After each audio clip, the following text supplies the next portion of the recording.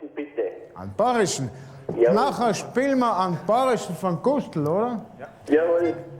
Der Gustl macht viele Stückchen selber.